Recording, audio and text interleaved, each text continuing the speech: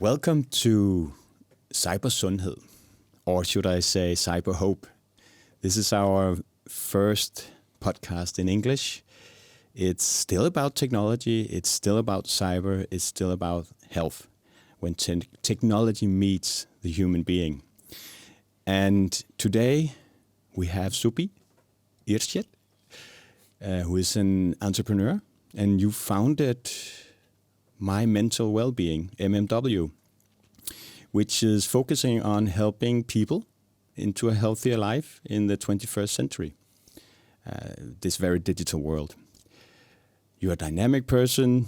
You have a lot of stuff written from LinkedIn that I have here, but basically you want people to learn new skills.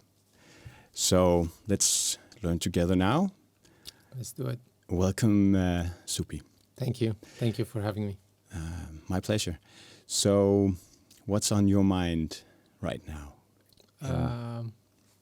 I think we had some really kind of nice warm-up conversation. So I'm just excited to be here, and thank you for having me as the first guest in the English version. Hopefully that will bring even more reach and impact, because I feel like we are people who want to create impact. That's how at least I think about myself and others who inspire me. I think, you start doing that by having a healthy impact of yourself, within yourself, because that's the best gift you can give to others, is a healthy self, right? So, yeah. So if you want to change the world, you need to start with changing yourself. Absolutely. And I think that's the mission, right, in a way. The MMW, you founded it. Correct. And we talked about if you want to change the world, you need to start by yourself. So why did you start the MMW? Yeah, I think it was definitely something that is about starting with myself. And it started in 2019, I think, in October. I deal with loneliness. And I've come to learn that it's not something that will ever go away, but it's more something that goes on waves. So, in some waves you feel it stronger than others.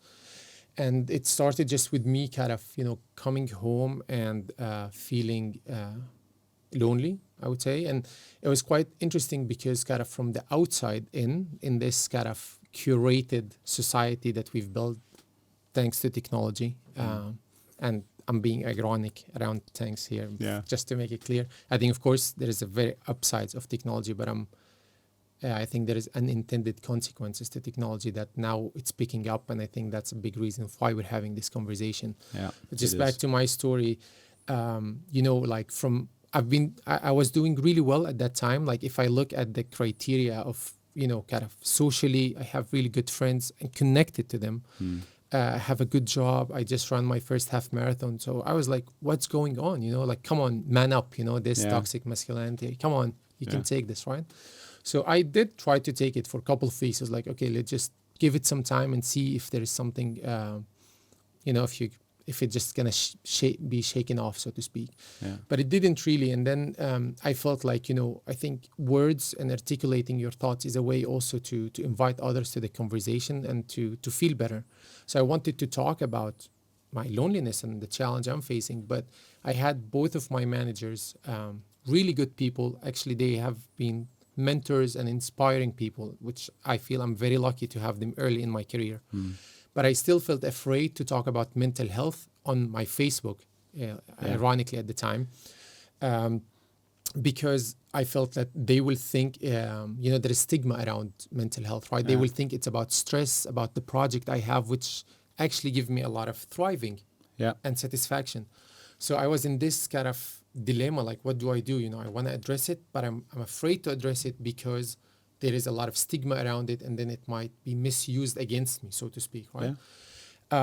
So then I was trying to be practical. I was just trying to look into some tools to help me address my loneliness, and I couldn't find anything relevant and accessible to me. So anyway, long story short, after a couple of weeks, I was like, Before we move on, how do you define loneliness in your mind? Yeah, that's a good question. I think it's harder to articulate, right? Like mental health in general, it's intangible. So it's difficult to articulate it. And that's why talking about it and having a language is important. If you should put a few feelings on loneliness. Yeah. What feelings are related to loneliness? Yes. I would say it's a really like intense feeling of being on your own, like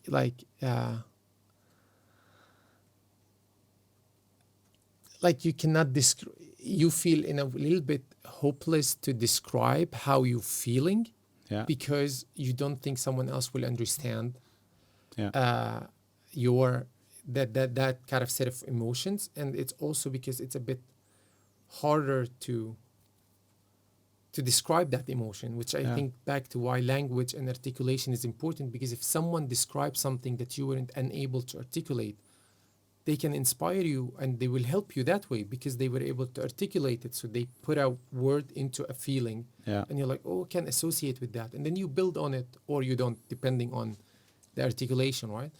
But I think it's really interesting because I have, in the best part of my life, I felt lonely. And on moments that were on average, I felt lonely. And it's really, now I'm reflecting on it actually first time, but I think when I had the lowest point, like when I'm disappointed or frustrated, I don't feel lonely. I feel more like, oddly enough, I'm very focused on being determined to get out of the situation. So good question. That's a one to take with me, but I think it's... But isn't that the point? That's what we need to articulate. Absolutely. I think that's kind of, I think it's a spot on. So, I would say that it's not let's say it's a happy feeling or a sad feeling. Yeah. I guess it's a sad feeling. Oh, definitely not a happy feeling. Yeah, Exactly. for sure. I mean, I guess maybe in my head, I wanted to be more into other layers of, but definitely it's not a feel good feeling, right? Exactly. Because you feel on your own and you feel like, I mean, hopeless is, I think, how I say it. And I think that's not a place you want to be in, right? Because and it's probably in your head.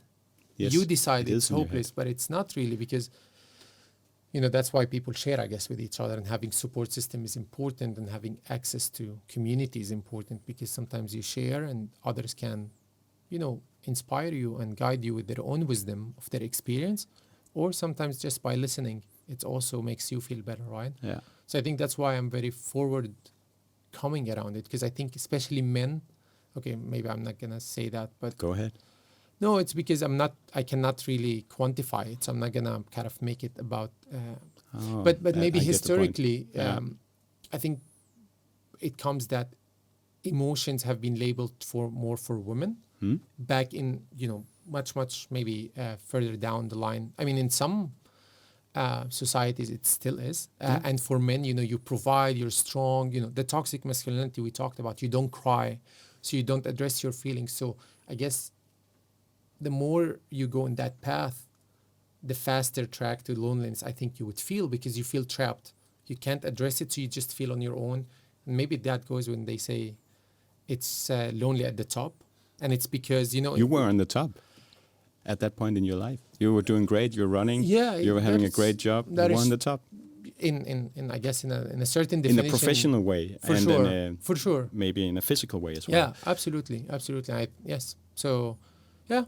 So I think that's for me my story of how it started with MMW, and then I decided to say, okay, no, I'm just gonna talk about it. So I addressed it in a way that I remember this. I wrote a status on Facebook saying I'm looking to assemble a team of 5 people to look into the mental health trap that young people fall into due to the perfect Instagram world that has been created. Where everything is perfect and all this unexpected.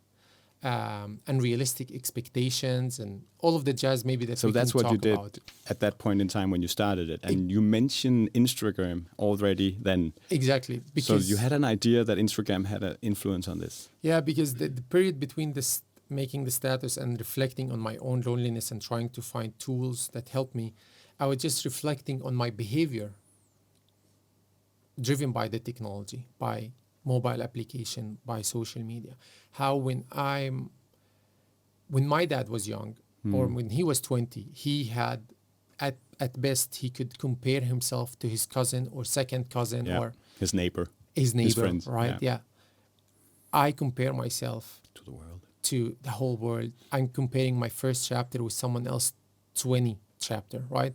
So I'm of course set up for failure here. I'm setting up for feeling less like lower self-esteem.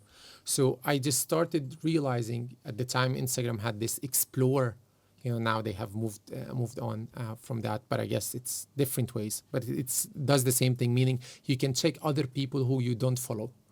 Oh, You know, Yeah. so and there you can compare yourself to 100 people every day. So that's what we call it self-comparison at a scale. Yeah. And on LinkedIn, you do it professionally. Oh, your friend got promoted, or this got promoted, Yeah. or this, and then you're just feeling of you're never enough, right? So, Yeah. and that's what social media did. So, back to the point, I started realizing, okay, when I put a picture up, oh, I like this picture with Jakob, I'm taking it, it looks cool. If I put it up and I don't get 20 likes in the next 5 minutes, I start feeling self-conscious. Yeah. Was it good? I'm anxious. Should I take it out? And I know people don't feel comfortable saying these things because you're being vulnerable and you're showing that you care to be validated by others. But that's by design. This is how our brains are done. And that's why our brains are designed to survive and not to thrive. Mm-hmm. I took this course at Yale called The Science of Well-Being. Yeah. I would recommend it, like my kids will have to do it, When they're like, ready. Yeah, exactly. That's I always, correct. Yes. When they're ready. Yeah. But the psychologist, she was talking about how your brain is designed to survive and not to thrive, which means your brain is not designed to make you happy, but to make you live. Yeah. To be happy, it's on you. You have to do a lot of the work. And that's why a lot of people are not happy, because working hard is hard. Yeah. And not everyone is willing to do it, and that's everyone's choice. But I think that's not the life I want to lead, and that's not the life that inspires me, and I want to inspire people around me. So so back to the point is that we're being put into applications and new reality, we call it the connected world, that is designed to be addictive, which means makes it even harder for you to pull away from it. So you need to put to build healthy habits and mechanisms that works for you, because what works for me might not work for you, and vice versa. But the more we talk about it, the more we can get inspired and use from each other. So self-comparison at a scale, instant gratification, getting the likes, getting the notification, they all play with your head, with the dopamine.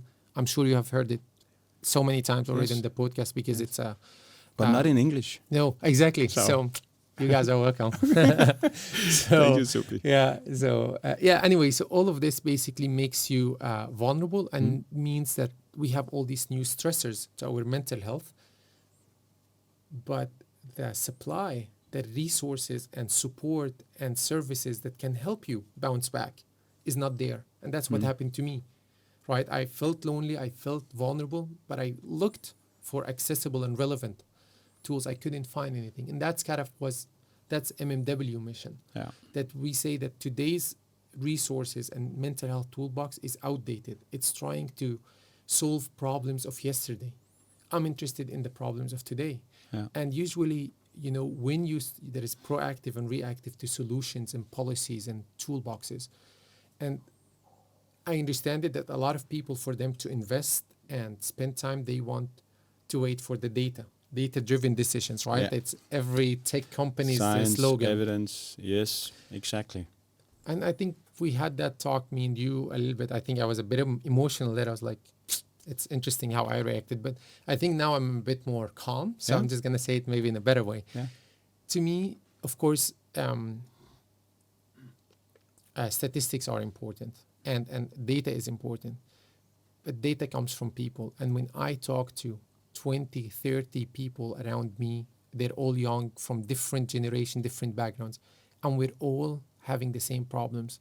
I don't need to wait for a statistic from Harvard to tell me that social media is bad for me, or mobile applications are bad for me, or the dating apps are really ruining us, because we think there is never-ending supply. We have this illusion that I can match with everyone, but we all know we match, we don't talk to anybody, because it's an illusion that people are available. And that illusion is created by technology, and they're playing on our emotions, Yeah. So I don't need that to make me move and do something about it. And I think that's how MMW started. And then we started right before COVID. Of course, COVID helped us a lot because it brought the conversation front and center, especially for workplaces. But within 6 months, we had 23 members, volunteers on the organization from all over the globe. We had from Tokyo, Peru, Bangladesh, India, Middle East, Europe. How do you got in contact with all these people? Online. Online? Yeah, word of mouth. Yeah. You say, Yeah, in the virtual world. Truly, Yeah. truly, Yeah. exactly. Yeah. And it was like... So that's good. I think the timing was kind of right. Yeah. You know, even though Right. I do take pride that it's not about COVID. This was hitting us eventually. Yes. COVID just accelerated it and made other generation understand that, because what set up millennials and Gen Z from the rest is our consumption to media and our adoption. Yeah. We were doing it much more, you know. Now my dad is on TikTok. I mean, that's when you know it's over, you know, like...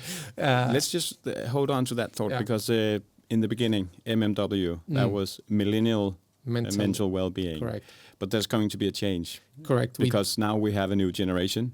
We also have an old generation. Correct. So you've changed it to my mental well-being. But first, before we go into that, you started with millennials. Correct. And now you see a change. Correct. So please define millennials. Please define some of the Gen Z and why now it's not millennials, but my. So what's the difference? Absolutely. I think to begin with, millennials are people born between 81 and 96. And Gen Z born between 97 and 2012. So the reason it started as millennial, which I think a name that a lot of Danes hate, for some reason, it's very difficult for a Dane, even the most sophisticated. I mean, I've been around some good ones. It's harder for them to say millennial mental well-being. It is. It is just, I know. Yeah, I it's know. different, difficult to articulate. Correct. Millennial mental well-being. Yes. You have to concentrate. Truly. Yeah. Gen Z is still much easier. Yeah, that's true.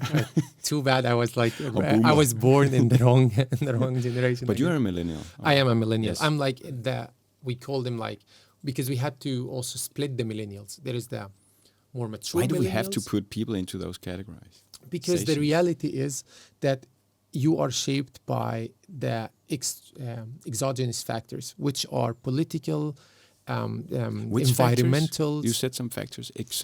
exogenous factors, so factors that are from the outside, right? So when okay. you were born in the 91, how was the economy? Yeah. How was, No worries. how was the, all the like environmental, societal, economical, these kind of factors, they shape your experience, your parents' experience, and that experience shapes your traits, shapes what you care about the world.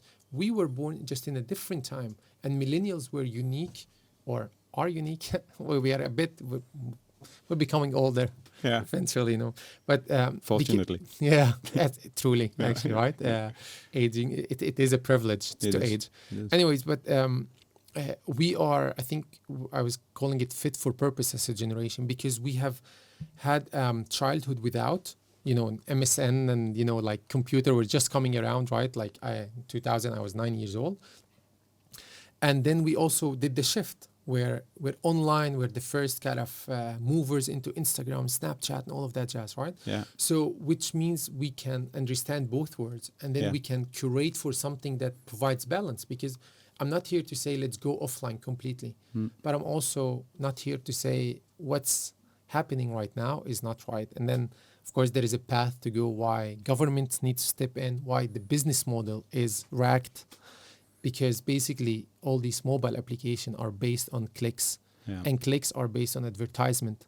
So when there is no subscription, you're paying by your data. We all know that, but it means when you design, you need to design for addiction. You need to design to keep people in the loop, because design that brings for like. Exactly, because that brings advertisement. Advertisement brings money. Money brings investment, and we go like this. And that's why I believe that we need to make, there's many layers to how we address this, but government will have to step in. They need to change the business model, you know, because they can regulate tech companies and the way they're doing it. So, but they don't have any evidence. Oh, of course they do. I'm just kidding, because when we talk about evidence, they need evidence and they need statistics before they can go regulate. You can't regulate up front, so to speak. You need to see some kind of statistics, some numbers before Yeah. you go regulate it. But I think we're they getting can- there. I think we're getting there, and I also Yeah. disagree with that approach. I think you can be proactive and forward-looking government, and for Denmark, I definitely expect us to be in the forefront of this. We should and we are expect doing that, it more. But I think we're not. Yeah. I actually think that we're old-fashioned, and the way that we look at from a governmental point of view, just taking ChatGPT and all these things coming out. What should we do about it as teachers using that in the schools? Nobody knows. Yeah. They don't know how to address it. They don't know how to address these technologies when they emerge so fast. So the governmental way of doing things and getting things into the parliament and talking about and approving of the rules and changing the rules, everything is too slow if you compare it to the technology. Yeah. So I think, but we're getting there. That's actually the most important point right now. Exactly. And I think it's like right now I'm in this phase where I'm comparing it to ESG. ESG like climate, right? It started the climate problem, then we kind of articulated. What does ESG actually stand for? Environmental, social, and governmental. Okay, cool. Thanks. And so basically that's kind of to talk about climate. Yeah. And then they articulated into ESG, and then there you have the 17 goals of the UN. Oh, yeah. And then one of them, of course, is around health. Number 4, health and well-being. So I think I truly believe that in the next 10 years, we will have to come into a place where all workplaces will have to report on well-being index of their employees. And then we can, of course, talk about why workplaces have to step up and why they need to reshape. And I think maybe that we can have that a bit later in the conversation. But definitely government has to step up. Insurance companies, I mean, that's also another way for government to do that, right? Yeah. You put legislations on and then insurance companies have to do it. We were talking about this earlier. It's kind of the whole economical system needs to follow it somehow. Absolutely. We need to change that because we have to fight, let's say, the other economical part that actually earns a lot of money on this Absolutely. one. I want to grab on to one thing that you said, because you're a millennial. So you basically said you understand both worlds. That's kind of saying that the old guys like me, we don't understand the new world. Yeah. And it's also about saying Gen Z might not understand completely the old world. Yeah. I think it's kind of beautiful that you're in the middle. Yeah. So I guess that's what in your mind that you can connect the two. Yeah. Maybe, I mean, and that's maybe why it's my it mental- was, sorry, I didn't answer actually the No question. worries. I'm just going left and right here. Go ahead and go left and right. That's okay. I'll try to grab all the thoughts and get back. You're doing great. Now, so the answer was the reason why it was named Millennial Mental Wellbeing, honestly, because I just came up with the name of, I just wanted, when people read it, they get what it means from the get-go, right? The reason why we called it millennial at the time was because simply we were trying to find a solution to our own problem. Like, I just wanted to help myself and help my Makes friends. sense. This is how we started, right? Yeah. And then, of course, 3 years later, looking at data, because it is important, and it's just not to be misunderstood earlier. I mean, there are different phases of everything. Certain things, sometimes you need to step up when it's really an urgent situation. To me, you just need to act.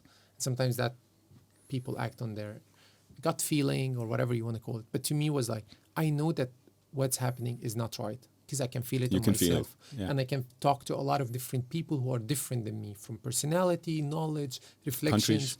Countries. Cultures, right? Like at MMW, you have 23, like we are completely different from each other, right? Are they all millennials, or has that We have been- Gen Z now. Yeah, I would imagine, of course. And we also had some others. I mean, we have a board, and the board are all old people like me. baby boomers. You're not you- old. No. They're more mature, let's put it this way. Oh, I like that. No, so that's why, the reason why it was millennial at the time. And then 3 years later, we also we do a lot of surveys. So now we have like 10,000 data points from young people, workplaces that we worked with. And we realized that there are a couple of shifts that we would like to address as an organization. And I believe our job is to evolve with the environment around us. Sure. So the reason we moved to MAI, which was just a cool, I think, idea of first keeping the brand, so MMW stays, and then just replace millennial, which is the hustle big world, with MAI, where anyone can say my mental well-being. It's very inclusive. Thank you. Yeah, you're welcome. See, it just took me some years, I'm just such a youngster, it took me some years, some hits on the faces every time, and now like, why just millennials? And also we learned that Gen Z, who are the upcoming workforce as well, they are dealing with mental health stressors just as much, even more than us, which makes our mission even more relevant because it's not going away, it's actually intensifying. So because we had a lot of Gen Z in the team, I was like talking to people around, was like, okay, we need to reflect that on the name. Like the name now is becoming a problem. In the beginning, it was serving us. Now it wasn't. So it was now this, it's limiting. Yeah, exactly. for sure. So that was the first shift, focusing on everybody with providing for mental well-being for everybody, with a crystal focus on millennials and Gen Z, because that's our specialty. Like that's, I think, what sets us apart from everybody else actually out there who's focusing on that. And the other one is that we also learned that leaders in the workplace are struggling just as much as their we call them individual contributors, so just like all the other employees. And with the interviews we did with them, we also realized, okay, they themselves don't have any education and training on mental health for themselves first. But the definition of a leader is to put other people's needs in front of your own. But how can you put other people's mental health in front of your own if your own mental health is in danger? Yeah. You can't take care of others if you can't take care of yourself, what That's we right. started with, right? Yeah. And leaders are people. Yeah. So that's why the second shift is that we focus on both providing solutions for all employees, but also to specialize on leaders. How do they have a mental health conversation? It's a very delicate topic, right? Very. And Very it's difficult to articulate as well. Absolutely. Loneliness is not only for millennials, it's for Gen Zs, it's for my parents. The older you get, I guess that you're sitting home alone, maybe in some cases being lonely. So loneliness is my thing, not a millennial thing. Absolutely. And I think the leaders, of course, they can be lonely as well. Yeah. They are on the way to the top as well, right? Yeah. So they might be heading for something and getting lonely that way, especially if they don't act morally good around their colleagues to get there. Absolutely. That's it's kind of a different story, but still. I think it's very much connected like with psychological safety, right? Because if you don't have the psychological safety downwards and upwards in the organization, you're going to be lonely, because a leader is also about filtering out what you say and what you share and who do you share it with, right? So you don't overwhelm your employees. And if you don't have psychological safety to talk to your manager or to talk to your side colleague, you end up on your own, right? Yeah. And maybe feel that very idea lonely. I thought about the psychology part and the safety when you're at work. Yeah. And when you go to work, you might bring some of the thoughts that you get from social media there. So you're afraid to put things out there because you're afraid of not being canceled, but being put in a situation where you're online being disgraced or you're put down or something like that. So from my point of view, looking at that, I think the time spent on social media doesn't help in the psychological safety when you go to work. If you're used to getting crap online, you might take that into your work.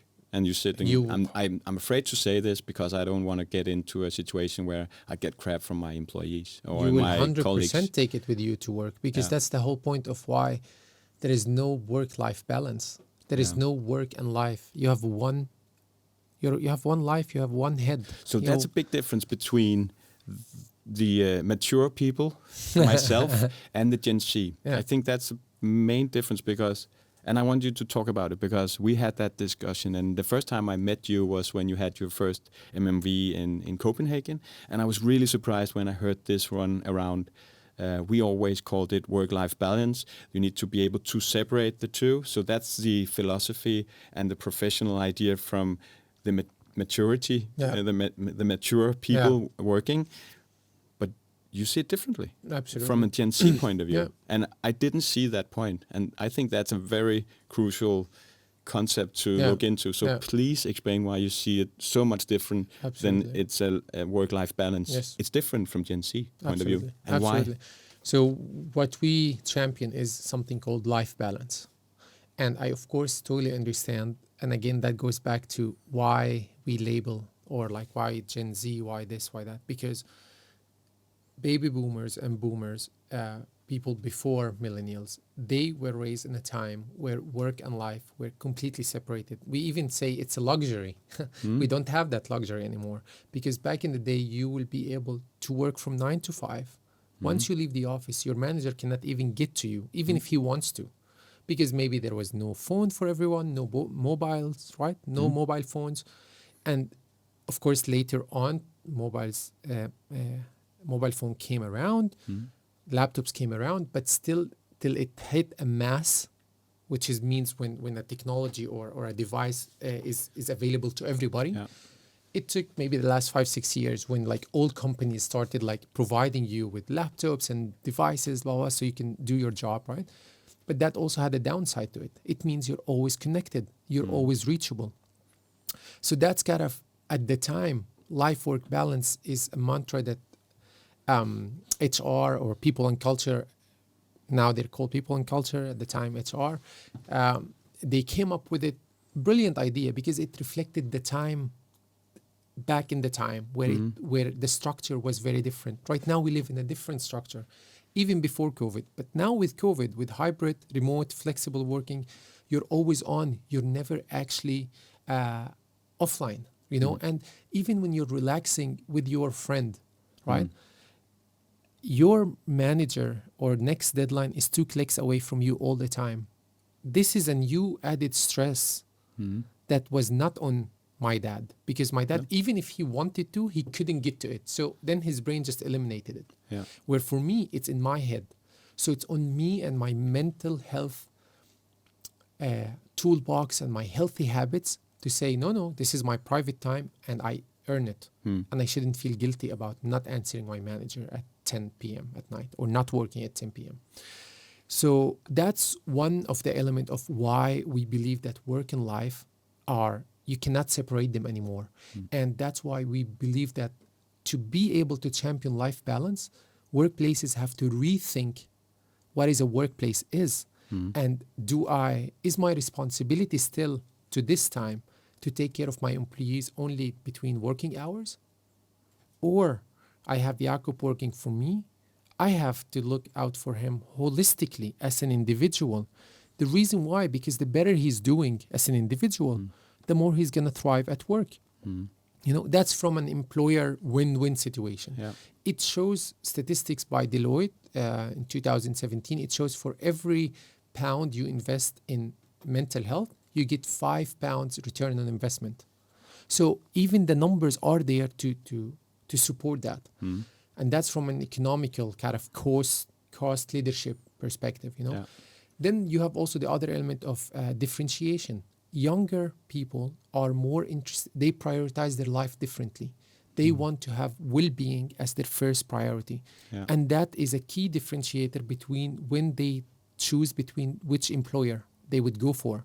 That wasn't there back in the day. Now we want more, so to speak, Yeah, right? we do.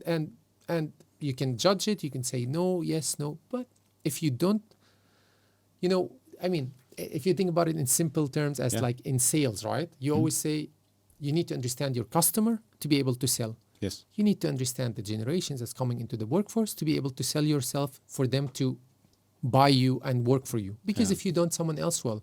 And then you will have no talents to work for you. And what will happen to your bottom line? Right? And in the other end, the cost of sick leave is so expensive for workplaces.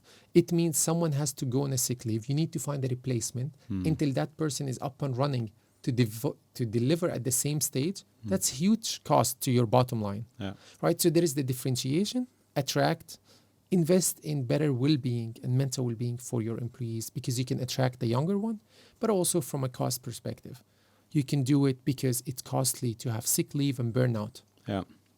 So it's kind of an easy win, so to speak, in my mind at least. It's clearly not in everyone's mind, even though we can see huge shift right now with workplaces, of course, trying to step up. But that's what we're trying to say. To move from work-life balance to life balance, workplace have to step up their role. How do they do that? Is by rethinking how they view their employees from 9 to 5 to a holistic person. Yeah. I take him in completely. And some bits will fail. Yeah. It's not our responsibility to make other people become better people. It is our responsibility to create the conditions for them to choose to become better people. But without the conditions, we will not be able to help them. We need to help them help themselves. Yeah. That's your responsibility, because what are we optimizing for? in general, in workplaces, we optimize for money, but Yeah. for what? To have better life eventually. Like if you think at it from a GDP, gross domestic product for Denmark or like Yeah. countries, right? Yeah. That's how you grow your economy, Yes. is to have a better quality of life. But if Mm. we have better quality of life, what kind of better quality of life will you have if you don't have better mental well-being? Because without mental health, there is no health, right? So it all loops together. Yeah. And from MMW perspective, on the human aspect, it's our responsibility to look out for each other. And not because we are amazing people, because we're selfish people. Mm. I want to help me. Survive. Yeah, by helping me, I want to thrive, Mm. right? I Yeah. survive and thrive, right? Yeah. And I think that's a huge shift also. I'm reading this book called Mind Wandering. It was Mhm. recommended to me by another guy called Jakob. He's Yeah. a journalist at Politiken. He's been here. Yeah? Yeah. Yeah. I say hi to Mr. him. Sornfri. Could be, I Yeah, can't yeah. remember No, but, 100%. look up. Yeah, Yeah. exactly. Yes. Look up. That's our guy. Sorry, right? you were telling something about it, that he No. recommended that book. Yeah, exactly. And he's, because it's for an Israeli author, so that's kind of the conversation came. Who is he? Ben. No, we'll have to look it up. We will look it up. Yeah, and then So, it will come to you guys. Is it called Mind Wandering? Mind Wandering? Yes. Yes. And he's a neuroscientist, and he talks about how there is a shift in general in humans' outlook to life. Hmm. Before, people were just okay living, kind of. Now they want to live life, like get life out of living, if you know what I mean. Like they want to get the best out of it. So before they were enough just busy being busy. It's okay, this is life. Now, no. Everyone wants to optimize the best out of their life, right? Yeah. And that's maybe a good aspect of the change that we have. But if we don't do it in the right way, if we don't, I mean, how can we do it if we are always on our phones, if our mental health Yeah, I got it. is stagnating and all of that? So that's a big reason for why I think we need to move from work-life balance to life balance, because it's a one life and you can't separate both. And that's okay, because that's where we are now. It's just we need to also create the right policies, the right investments, the right language. Everything starts with language, Yeah. because agreed. that's what forms all the decisions, right? Yeah. Yeah. I love the story. I love the whole idea that it's life and it's not work life. It really connects also to the spiritual part of living, taking that into your work. People didn't care about that 50 years ago, No. that you had a spiritual journey when you were working. Yeah. You were just working. You had to get things done. It was the industry. It was Yeah. a different time. Now it's, we've moved on to, so I guess my parent wanted me to be able to handle myself Yeah. and be able to earn my own money so I can buy a house and I could do all this.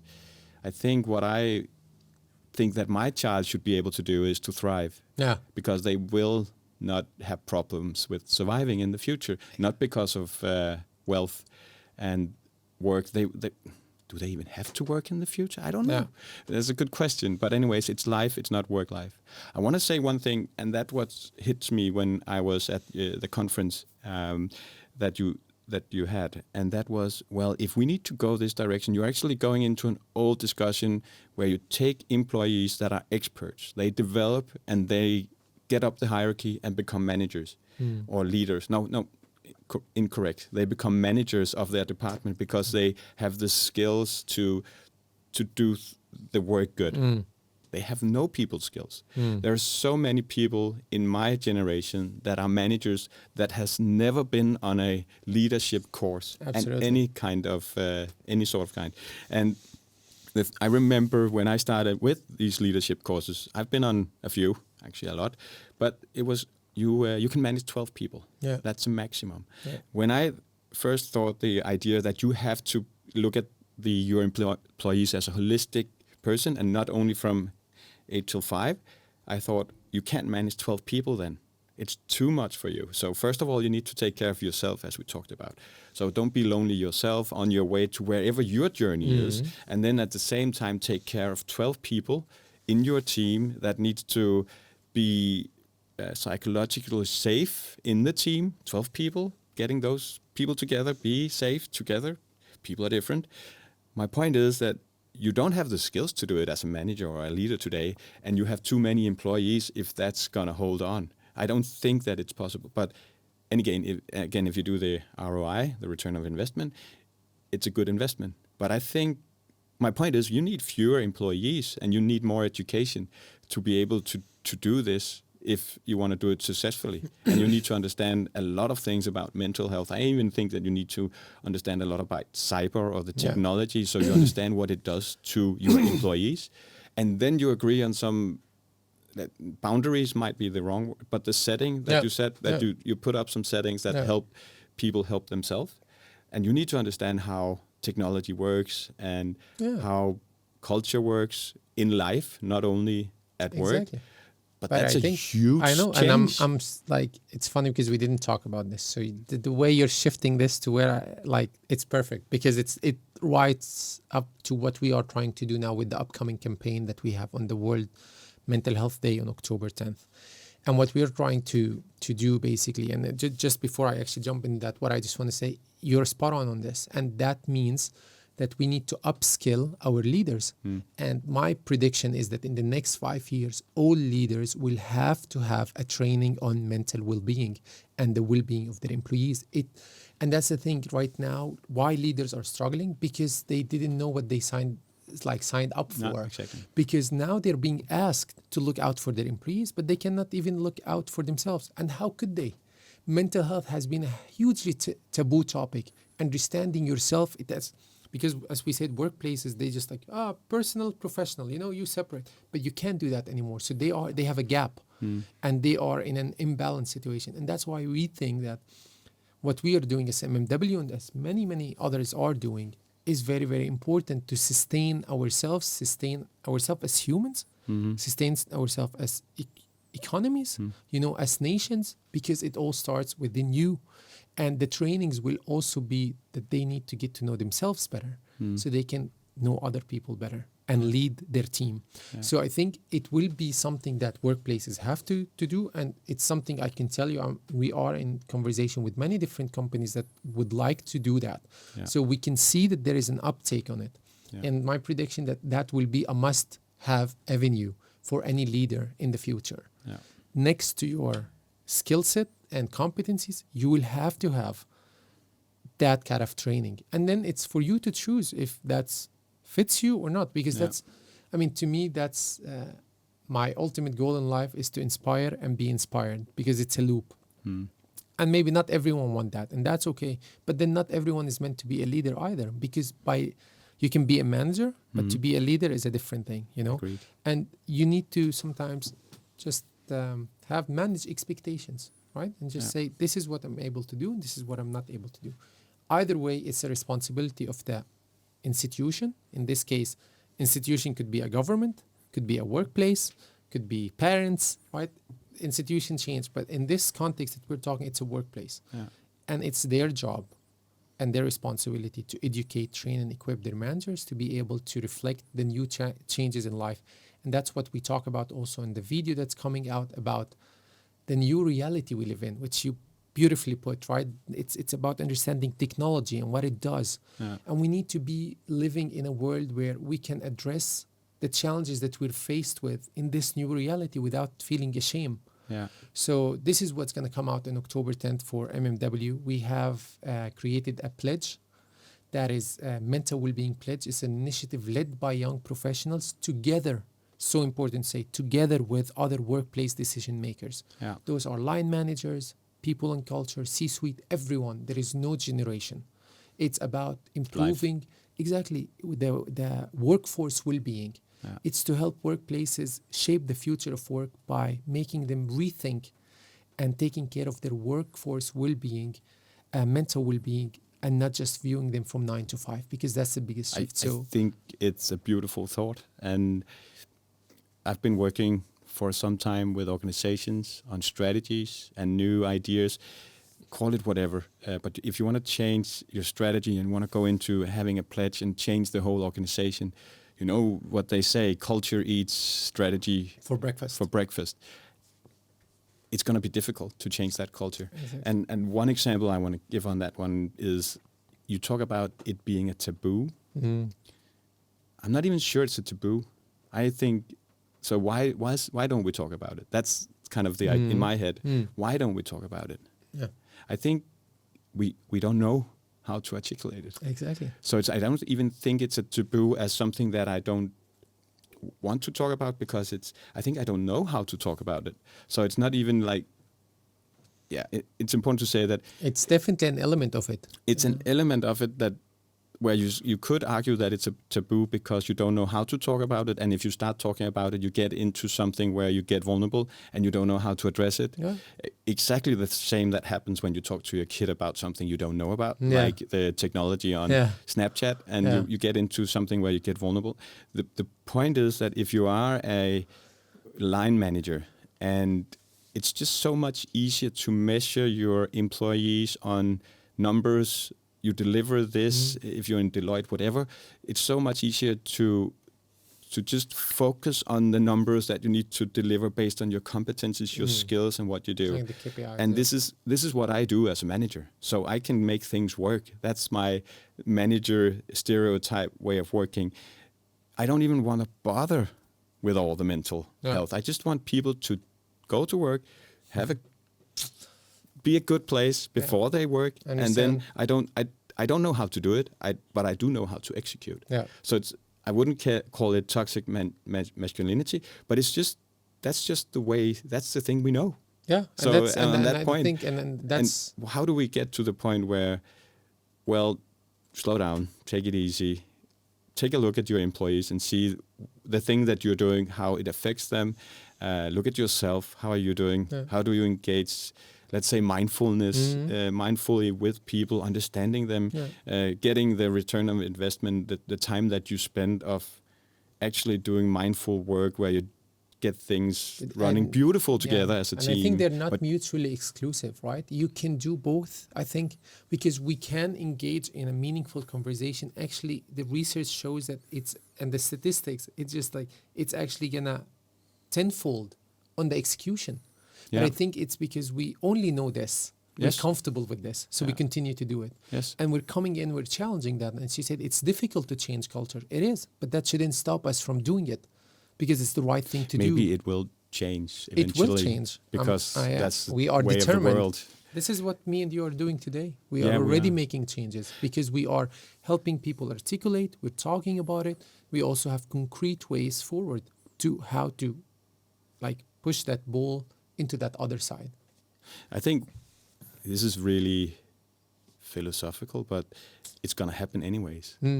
Exactly. No, it's inevitable. But it's going to happen, and it's going to evolve, even though we're sit here talking about it or not. But maybe we can help it. Yeah, we want to be part of it, right? We want to be. We want to. We want to play our role, right? We started with saying impact. We want to make an impact in the right direction. And I think it will happen, and that's what we're trying to explain to boomers and baby boomers who are sitting on all these boards and making decisions for our future. We're trying to say, we're going to change this with or without you, but you can be part of it or you cannot. And it's not you even can delay it or you can actually accelerate it. So it's up to you which part of the history books do you want to be in. Exactly, and it's going to change. It's not because that somebody is doing MMW or anything like that.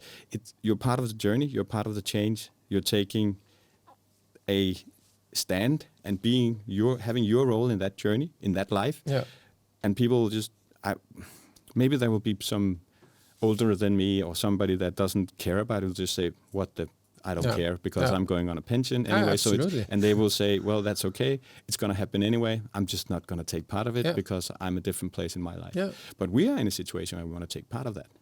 And I think we have a purpose. Your purpose was, you had your own loneliness. You thought other people have this. I'm on a journey where I'm thinking, okay, I have actually not the Gen Z because they're a little bit younger, my kids. But so I don't know what the generation. I think it's Gen I. Gen I. Yeah, I think so. That might be can't true. Catch me on it, but I think so. We can fact check it. The point is that my thing in this is also, of course, sitting and seeing what's happening to the world. But my concern is what happens when my kids are the new Gen Z going out to work. Yeah. I have no idea. Yeah. We have no idea how it will look in the future. We have no idea what the skills needed would be. No. Do we even need people skills, or we just get ChatGPT to be kind and mindful to the employees, and you can just sit back and have a drink?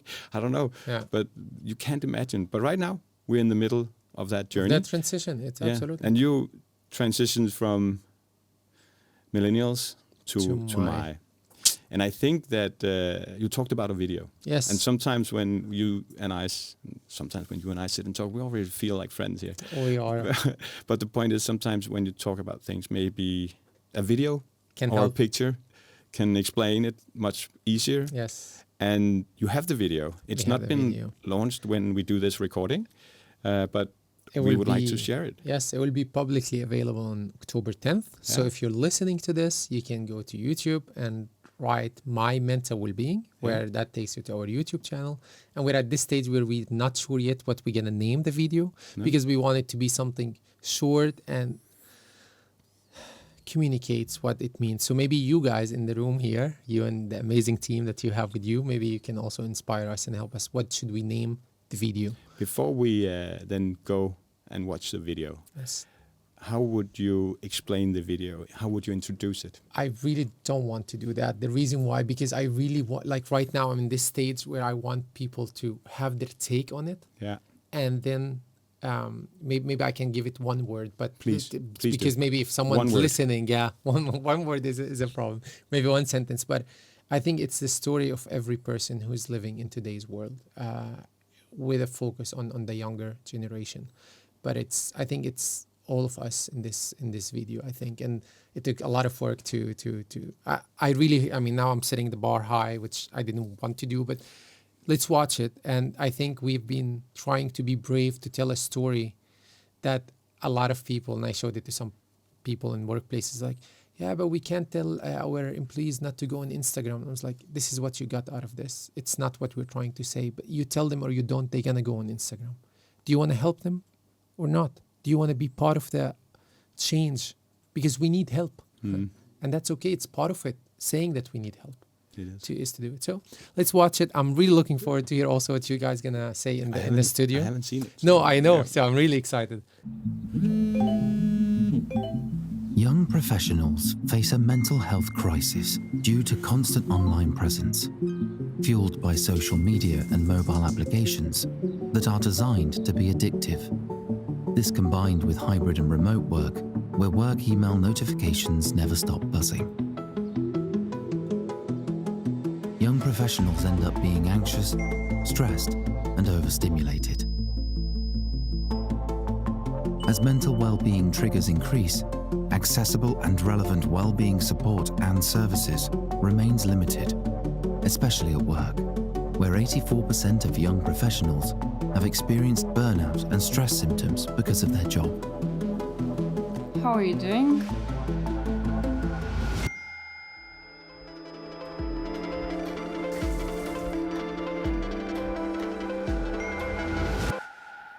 Good. How about you?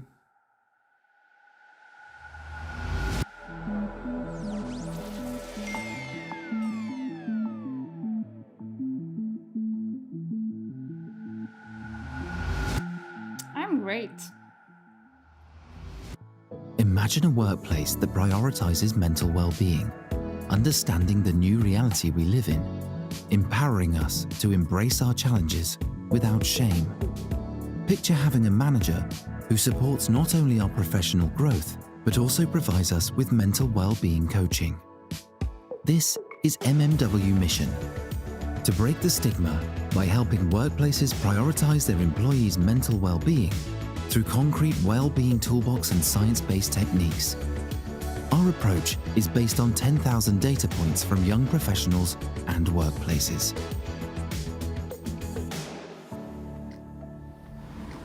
If you're a young professional like me, be part of the movement. Join us in making mental well-being take center stage at work. I am signing the pledge. Are you? Let your voice be heard. If not for you, then for the rest of us. If not now, then when? If not us, then who? It's time to take concrete actions to start looking out for the next generation of young professionals. Only together, all generations, we can make it happen. United, all of us can make it happen. I'm signing the pledge. Are you? What spoke to you? Is there anything that you could resonate with? Yeah, sure. So there's two things. The first thing is the data points, but also the simple one in contrast to the data points, to the 10,000 data points. So Subhi, how are you doing? Yeah. So I think that's kind of the idea in my head. At some point you have the evidence, you have the data, you have all that. But why don't you just ask, how are you doing? Yeah. And get the answer. So how are you doing? How are we doing? Yeah. And a name for the video. Just throwing it out there. Yeah. How are we doing? Yeah. And the ironic thing, right, is that you don't get the real answer, right? That's what the video is trying to show, that we say we're good, but what went through his head? He's overwhelmed, he's overworked, he's tired, he's overstimulated. But hey, I will say I'm good. You know why? Because I don't trust that if I say how I'm feeling, I'm going to be listened, I'm going to be heard, you know? And the same with the manager. She also had to cancel going out to yoga, taking care of her physical health, because there is a global meeting.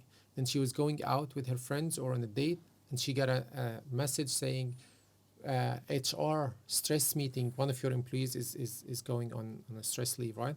And then she goes in, and then she goes like, how can I help my team if I can't help myself? Which is very much the message I've been kind of talking to you about, right? And then the other part is to bring that hope, to say, hey, let's not give up. Let's do something about it. Together we can do it. And that's what the pledge is about, is that we all pledge as individuals and also as a workplace decision makers to pledge for a better tomorrow, so to speak. So yeah, I'm glad to hear. Good video. Yes. Really good video. I also think that it had a workplace focus. For sure. So it's broader than workplace, right? Oh, 100%. We gotta focus somewhere. That it was because we deliberate. I think completely agree with you. I think the conversation is much bigger than workplaces. Yeah. But workplaces is a sweet spot. It's a part of life that it's huge. Exactly. We spend 90,000 hours in our lifetime working. 90,000. We spend 8 hours a day, roughly, in whatever form you work right now, working. Yeah. That's why we focus on workplaces, because by 2025, 75% of the workforce will be millennials. So initially that was kind of the main focus, right?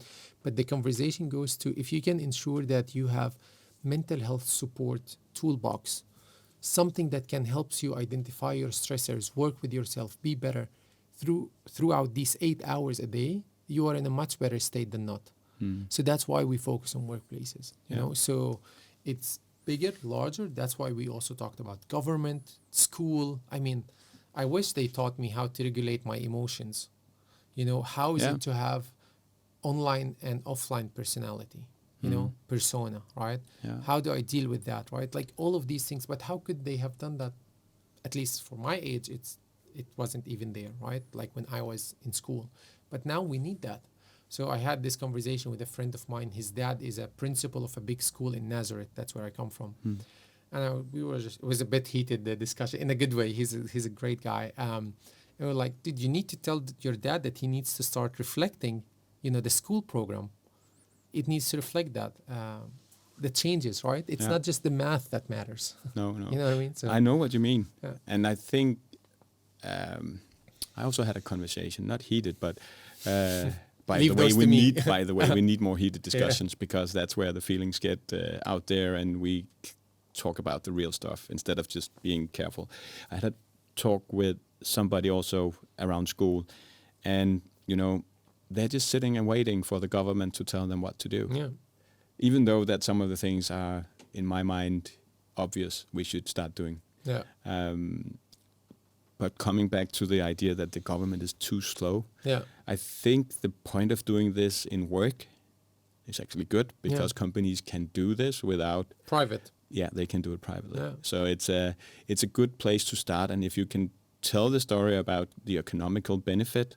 Unfortunately, we have to put that in there, but that's just the way it is. You need to create win-win. It's not about creating just, because that's how workplace came into place for us. Because originally it was just me and my friends, we want to talk about it, right? But then I had to find that other win for workplaces, because like, yeah, you sounds great, like go find someone else to do it, right? Yeah. But then that's where COVID helped, because you also had to go from control to trust, because you can no longer control your employees. You can no more say, this old misconception, hours spent equal productivity. Stay in the office till 6 p.m. That means you're a good employee.